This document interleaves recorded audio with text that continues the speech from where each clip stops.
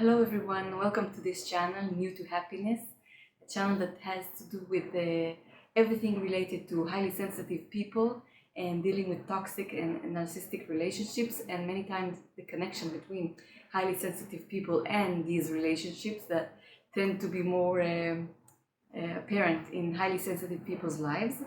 But today I want to talk about a subject that has to do with high sensitivity as a main issue, and specifically what kind of work or what type of a job is right for highly sensitive people.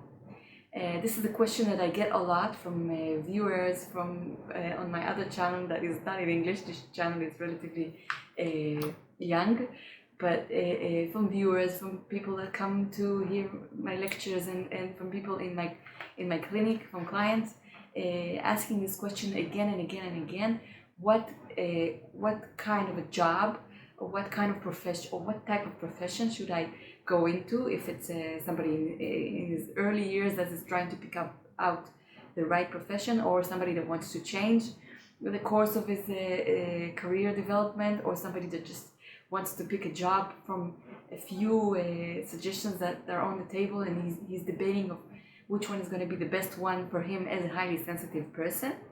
And of course this is a very important question, and that's the question I want to relate to on this video. And I want to divide this video into three parts. The first part would be dealing with the kind of place or the type of work that is good for highly sensitive people, meaning what sorts of traits highly sensitive people should be looking for in a job that they're going to do, or in a profession that they're going to pick. That's the first part.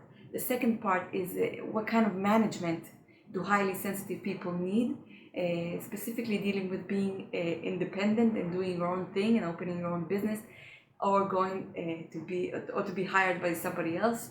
And if you're hired, what sort of place should you be looking for? And at the end of this whole thing, I'm going to talk about what professions and what fields of work are better for highly sensitive people. And I think that the whole thing is going to be leading from one to another, because these are all related aspects of the same question. So first of all, as I said, what kind of traits should highly sensitive people look for in a job that he wants to go into, or in a field that he wants to go into? And this video has to do a lot with the number 3 for some reason. I don't know why, but I found out, or I want to mention 3 basics, like the most important ones that I think you should be looking for. And the first one is creativity. A highly sensitive person must, I think, look for a profession or a job that has to do with creativity, that his creativity is going to be part of what he's going to bring to the table. Because highly sensitive people that are doing non-creative jobs, I'll talk later about the fact that you can bring creativity into anything, I guess, but still, if the place or the way things are done in that place, or the way it looks to you, that creativity is not going to be part of the package, that is going to be something that you're going to do on your everyday life, then you should mention to yourself that this is probably not the first choice for you, or not the right choice for you. So creativity is number 1. The second one is independence. And what do I mean by that? It has to do with creativity, and these aspects are actually codependent in a way, and they have to do with one another. But still, I wanted to mention that the fact that you have to have some sort of independence, in order to be able to do your job. You have to be your own man or your own boss in many ways. You have not to be managed by your manager or by other people. You need to have some sort of an open area to do your own thing, to be independent, to be your own person, in order to enjoy the job or the profession that you picked. So that's number 2. Number 3 is meaning, and feeling a sense of importance, and doing something that changes the world, even in a small way, or in your eyes, something that feels to you that has a meaning and importance in the fact that it's doing good to other people, or doing good to something, to somewhere, to animals, to preserving the environment, whatever, but something that has a sense of meaning added to it. Otherwise, again, this job or profession is going to be very hard for you to fulfill. I'm not saying that highly sensitive people, if they have to make a living or whatever, cannot do anything else.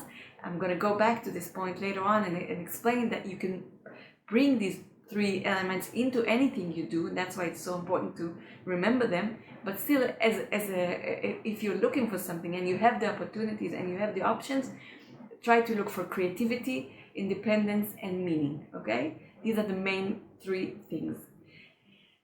Having said that about the traits or the elements that need to be in a job or profession that highly sensitive people choose for themselves, the second thing I want to talk about is management and self-management also.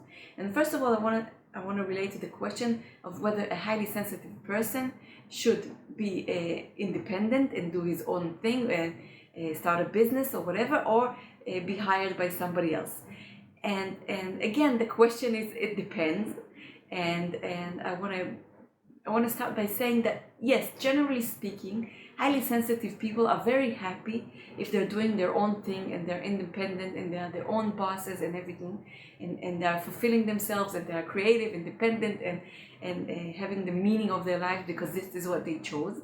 But still, there is a certain layback to this aspect, to this whole idea, because highly sensitive people tend many times, not of any fault of their own, to have low self-esteem and low self-confidence, because they're so used to hearing as a child, as a teenager, you're overreacting, you're not seeing the world right, a lot of gaslighting going on, a lot of self-gaslighting going on, and because of that, many times the ability to step up and to do your own thing is something that is not always right for the highly sensitive person at a certain moment, or even at all. I can tell you about myself that I started doing my own thing in my own clinic when I was in my 20s, and it was too early, not too early, just for me, it was in a point of my life when I couldn't get my self-confidence and my self-belief and my self-concept of being able to do it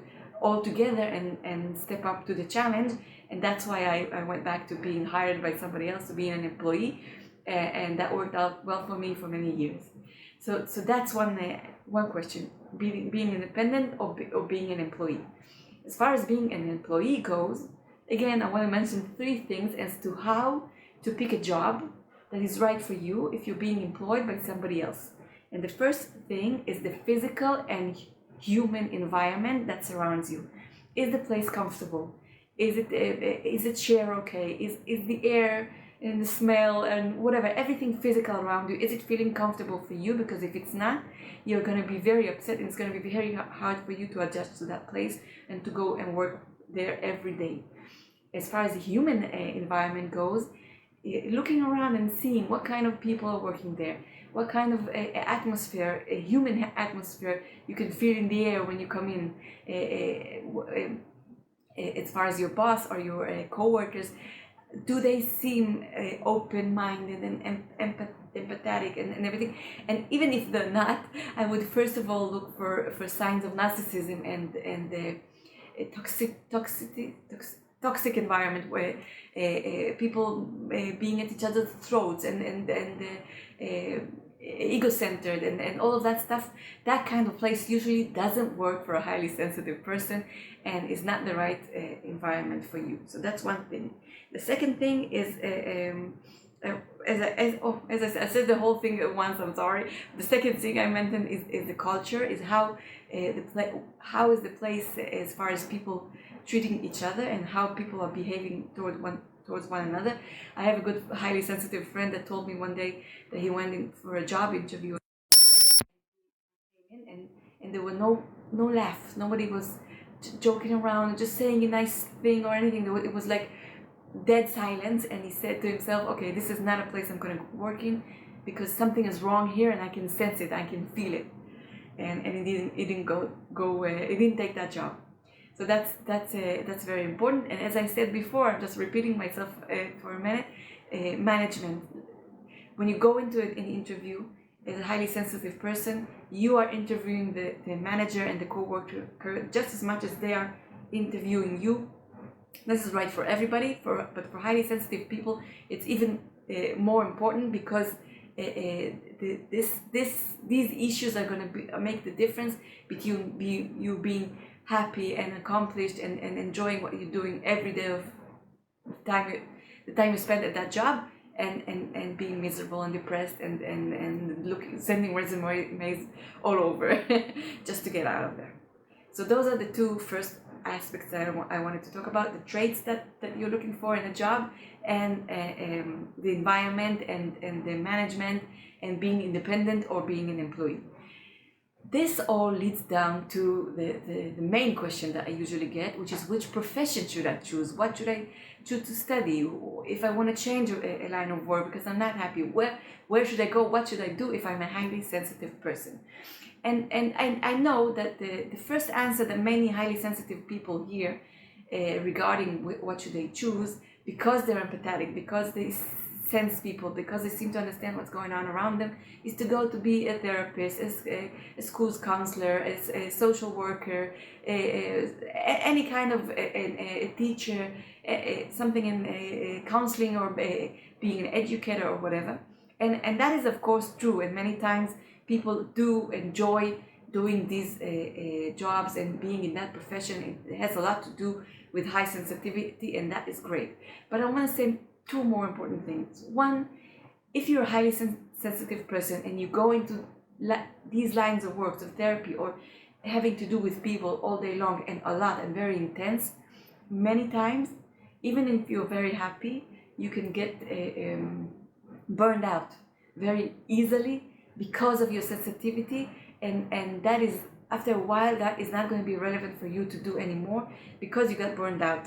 I might make a different video, about how not to get burned out as a highly sensitive people, if I have to remember this, and if you can put comments down under the video of other relative aspects of this issue, this topic, I would be very happy. But even I'm mentioning it here now because therapy and working with people is very good for highly sensitive people, but not everybody and not all the time, because it's very it's burning out the sensitive soul in a way that is a lot faster than other people. So you should take notice of that too. And after saying that, what I want to say is, generally speaking, about professions and everything else that the world has to offer today, that I think the highly sensitive people, no matter what profession they choose, they can be even accountants and lawyers, which are not the first ideas that come into mind when you think about a highly sensitive person. And still, if you do your job, or if you choose whatever profession that interests you and that your heart draws you to that area, whatever it is, if you do your job as a highly sensitive person, meaning you bring your sensitivity, creativity, in noticing subtle situations and everything else that's going on around you, if you do that as a highly sensitive person, and not going against your nature, and not forcing yourself to do something that is not you as this kind of person, then I think that highly sensitive people could actually do anything and be everywhere. And in the other video I just did, I do one in my language and one in English. I talked about politics, for example, which is not the first profession that you would think highly sensitive people would go into. But still, I know that once in a while we do get to meet a politician that is highly sensitive, and what he does usually is he does his job with his heart, with his full heart, and many times that actually works. and that is not something I wouldn't rule out any profession. That is what I'm trying to say.